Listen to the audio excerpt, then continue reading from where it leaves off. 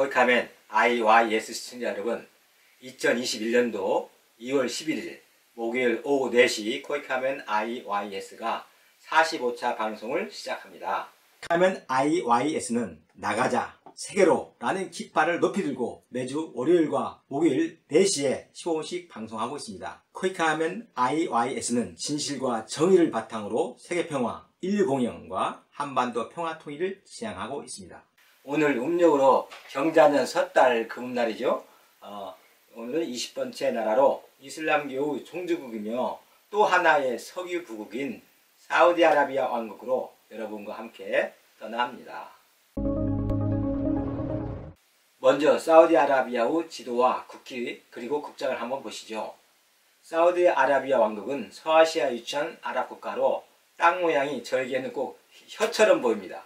그렇지 않습니까? 이슬람의 창시자 모하마드 탄생지이며 이슬람교 최고 성지인 메카와 메디나 사원이 있죠. 국기 초록색은 이슬람을 상징하고 있으며 아래의 검은 사우디아라비아를 세운 사우디 왕조를 상징합니다. 꾸란의 구절이자 이슬람 5기 중 하나인 샤하다의 알라 외에는 신이 없으며 무하마드는 그의 사도이다가 아랍어로 쓰여 있습니다.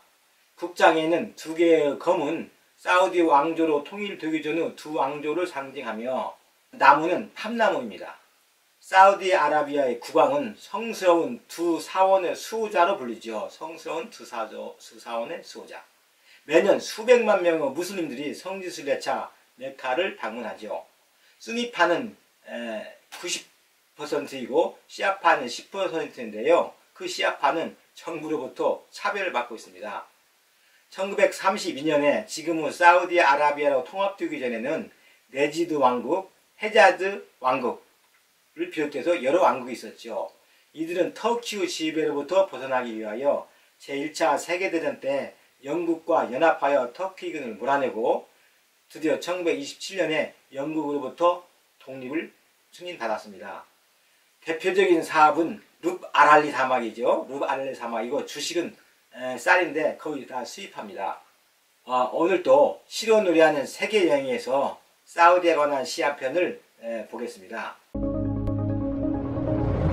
열사오 땅 사우디아라비아여, 동해 페르시아만 석유가 넘치고 서해 홍해 열대어 넘치네. 그 사이 아라비아를 향해 혀처럼 날름나온 아라비아 반도여, 한 번 뜬 백일이 불덩이 되는 땅이라던가 허무의 사막이라지 끝없는 룹 알알리 사막, 한반도의 세배일세. 와바 분화구 직경만도 3km. 모두가 등산하고 하산한 것만 이곳은 하산하고 등산하는 곳. 분화구에 물은 없고 소금덩어리. 이천리 사막길 여름수도 타이프. 비범하다 푸른 숲 그 자태 알프스도 부럽지 않다. 너 이름은 수상하다 푸른색 바다 홍해야. 울긋불긋 열대야가 너닐고 산호초는 흔들린다. 일찍이 알라를 만나 코란을 이 땅에 전파한 마호메트의 나라. 전세계 6억 신도 평생 소원 메카순례. 거리에 솟아오르는 성스러운 모스크 그리고 카바 신전. 성스러운 2 사원의 수호자시여 메카 메디나 2 사원 비신도에게도 개방할 날, 그날이 언젠가요? 이 사우디아라비아는 세계에서 가장 큰 반도인데 아라비아 반도의 80%를 차지하고 있죠. 오만 및 아랍에미리트와의 국경은 명확하게 정해지지 않았습니다. 그래서 국가 정확한 전체적인 면적은 알 수 없습니다. 사우디아라비아 지리는 아라비아 사막이 줄을 이루고 있으며 준사막과 간목지로 구성되어 있는데요. 몇몇 산맥과 고원도 사우디아라비아에 존재하지만 사실상 사우디는 연결된 수많은 사막들로 구성된 땅이죠. 국토 남동부에 위치한 룹 알알리 사막은 가장 넓죠. 한반도의 3배니까요. 사우디아라비아는 몇몇 호수가 존재하지만 영구적인 수자원은 없습니다. 수많은 와디가 존재할 뿐이죠. 비옥한 지역은 곳곳에 산재한 분지, 또 오아시스, 그리고 와디에서 발견되지요. 홍해 해안 지역에서는 좁은 해안 평화가 좀 있습니다. 아시르주의 남서지방은 산악지대이고 자발사와다가 그 사우디아라비아에서 가장 높습니다. 수도는 리야드이고 무슬림이 아니면 들어오지 못하는 메카, 메디나가 도시가 있고 항구 도시인 제다가 있습니다. 아시르주 일대를 제외하고 사우디아라비아에는 사막기후로 낮에는 매우 덥고 밤에는 급격히 온도가 떨어지죠. 여름에 평균 기온은 45도지만 가장 높은 때는 54도까지 올라갑니다. 54도. 겨울의 경우에는 온도가 0도까지도 하락하죠. 아시르주의 경우 인도양의 몬순의 영향을 받기 때문에 몬순이 오는 10월부터 3월까지 평균 300mm로 비가 오는데 1년 전체 강수량의 한 70%를 차지합니다. 대부분의 지역은 건조기후이고 가장 추운 달은 12월, 1월이죠. 이때의 날씨는 한국의 가을 날씨와 유사합니다. 겨울철의 경우 모래바람이 불거나 공기가 맑고 비가 오는 날이 좀 있습니다. 비가 오는 날이면 온도가 급격히 떨어져 파루아라는 사우디 전통 겨울 교토가 반드시 필요합니다. 계절에 무관하게 햇살에 강한 날이 많기 때문에 선글라스, 선크림이 필수적이죠. 이 나라에서는. 가장 더운 달은 6, 7월인데요. 낮에 온도는 보통 50도까지 올라가고 햇빛으로부터 몸을 보호하지 않으면 100m도 걸어가기가 힘듭니다. 이때 밤 온도는 약 27도, 일교차가 보통 20도 이상이죠. 저는 첫 직장 대한재보험을 3년 만에 사직하고 다시 입사 시험을 통해서 1982년에 한국해외개발공사, 해개공, 코드코라고 하죠. 또 직장을 옮겼습니다. 해외개발공사는 바로 저희 영원한 직장인 국제협력단 코이카오 전신이죠. 제가 대한재보험공사에서 코드코로 전직한 이유는 그 해외개발공사 그 기관명이 좋아서였습니다. 대한재보험, 코리안리라고 하죠. 코리안리. 대한재보험은 사실상 당시 최고의 건물이라는 퇴계로 급등빌딩이었고 급여 수준도 지금도 그렇지만 그때도 상위 1% 들었죠. 사업 목적도 한국의 부를 키우고 지키는 거였고요. 나름 가치 있는 직장이었죠.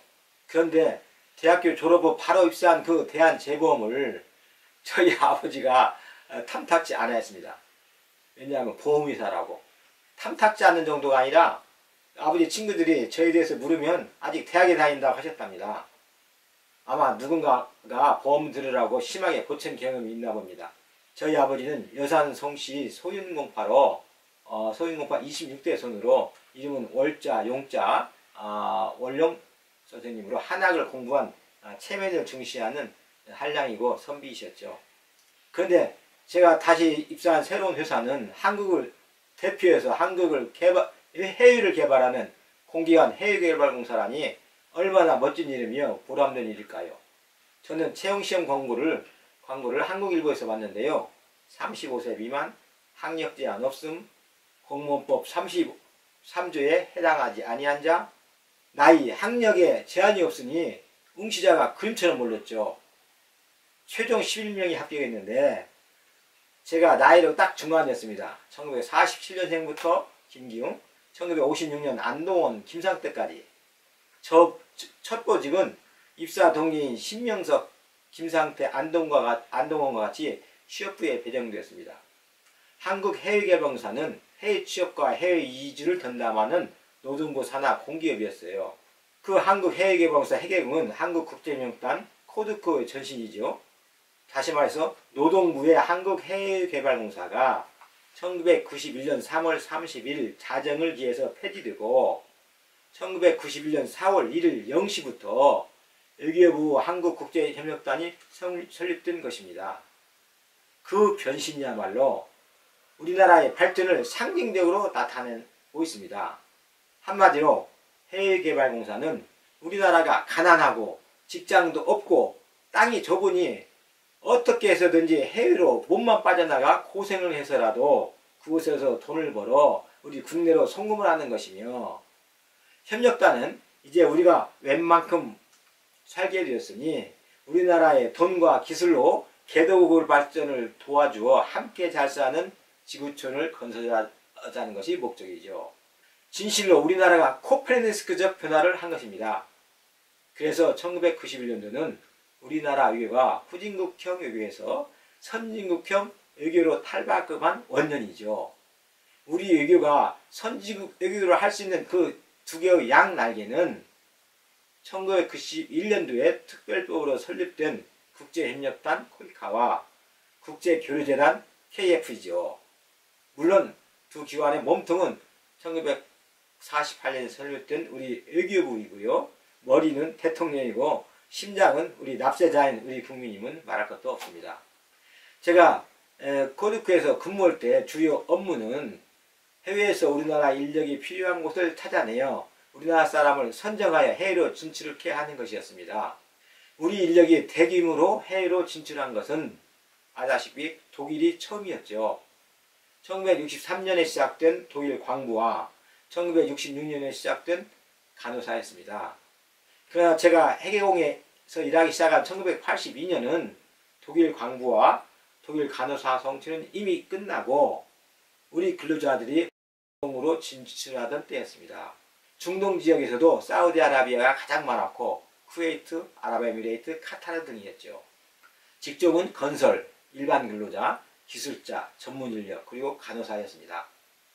일터가 열악한 사막의 땅이었지만 이 땅에 직장이 귀하던 그 시절에 우리 근로자들의 해외 진출의 열기는 대단했습니다. 1000m 지하 경도에서 목숨 걸고 일할 월급여 160달러. 그 160달러면 지금 우리나라 돈으로 한 11만원 됩니까? 아니야, 한 18만원 되거든요. 18만원. 파독광부 1차 500명 모집 때 5만 명이 응시하였는데 절반 이상이 대졸이었습니다. 당시 해계공을 찾아오는 외국 인사들은 반 이상이 사우디아라비아의 고용주들이었죠. 저는 그들을 만나면서 자연스럽게 낯설었던 이슬람교와 이슬람 문화를 접촉하게 되었고 또 공부하기 시작했습니다. 특히 사우디아라비아는 제가 가고 싶은 나라이기 때문에 열심히 공부했죠. 왜냐하면 저희 학교 선배인 송계선 저희 작은아버지께서 1975년에 주 사우디아라비아 대사관의 재무관으로 근무했는데 그때 저에게 편지로 그 이야기를 많이 들려주었죠. 그리고 그게 저는 생떼쥐베리의 어린 왕자를 재미있게 읽었기 때문에 사우디아라비아를 꼭 가고 싶었습니다. 당시는 대사관이 제다에 있었는데 사막 풍경이 색다르게 아름답다는 이야기와 작은아버지께서 홍해바다에서 스쿠울링하는 그 사진을 보면서 저도 한번 그곳에 꼭 가고 싶고 일하고 싶었습니다. 해계국은 당시 1년에 한 번 해외 근로자 수기를 모아서 공모해서 책으로 펴냈는데요. 국내에서 고생하다 중동에 진출하게 되면은 하나같이 고생 끝, 행복 시작이라는 눈물 없이는 못 보는 감동적인 인간 드라마였습니다. 그때 취업부 지원이 나갈 수 있는 해계공의 해외지사는 사우디아라비아, 쿠웨이트, 아랍에미리트였죠. 저는 이슬람 문화 본부장인 사우디아라비아에 관심이 많아 내심 사우디아라비아의 발령을 기다렸습니다. 저는 우리 동기 중에서 제가 제일 먼저 해외지사 근무 발령을 받을 줄 기대하고 열심히 공부하며 묵묵히 일을 했죠. 그런데 동기인 김상태, 김기웅, 신명석, 안동원, 박종옥, 이동원, 노원에게 이어 저희 후배인 현재왕까지 해외 발령이 나왔는데 저에게는 도무지 기회를 주지 않았습니다. 그 후 6년을 근무했으나 해외 근무는커녕 해외 출장을 한 번도 갈 기회를 주지 않았어요. 1986년에는 미국 마이애미에 사무소를 개설하고 사랑의 유람선에 우리 인력을 보냈는데 내심 초대 사무소장을 원했으나 이마다 저를 응원했습니다. 무슨 해외개발공사가 이렇다? 해외 근무를 하고 싶어도 저는 참다 못해 모로코 왕실 경호팀장직에 자원하여 경호요원 6명을 선발하고 그들과 다 함께 출국을 마쳤습니다. 그런데 출국을 10여일 앞두고 갑자기 모로코에 병고가 생겨 취업이 무산되었습니다. 아무튼 6년을 기다렸기 때 해계공 에콰도르 사무소장 발령을 제가 받고 1987년 12월에 난생 처음 해외로 가는 비행기에 우리 가족 4명이 몸을 실었습니다. 제 가슴이 얼마나 설레있겠습니까? 당시 제 딸 아영이는 100일도 되기 전이었죠. 출국할 때 회사 직원, 친척, 친구 50여 명이 김포공항에 저희 환송객으로 나왔습니다. 참 호랑이 담배 피던 시절입니다. 그런데도 그 얼굴들이 지금 제 눈에 선합니다. 저는 사우디아라비아가 저 첫 해외 나라로 여행했는데 뜻하지 않게 남미 에콰도르가 저희 첫 해외 일터가 되었고 저의 늦은 해외 근무가 시작된 것이죠. 그 후에 해외 근무가 계속되어 정년 퇴직할 때까지 8개국에서 근무하게 됐습니다. 그것도 5대양, 6대주, 지구촌 곳곳의 재난지역, 분쟁지역, 두메산골, 오지에서. 그리고 저는 여행을 좋아하는 저는 휴가 중에 여행을 곳곳에 해서 지금 100개국 이상을 경험을 했습니다. 저는 지금까지 협력단 임직원 중에서 가장 오랫동안 해외 근무를 한 기록을 갖고 있습니다. 거기 가면 시청자 여러분, 또 하나의 서구 부국이며 마음의 터 고향인 사우디아라비아 왕국이 머릿속에 그려지는지요. 내일은 우리 고유명절인 설날입니다. 코로나 전국이지만 가족과 함께 새해 떡국도 먹고 윷놀이도 즐기면서 재밌게 보내시기 바랍니다. 그럼 저는 다음 시간에는 21번째 나라로 성서의 땅 이스라엘 이야기로 여러분을 찾아뵙겠습니다. 시청해 주셔서 감사합니다.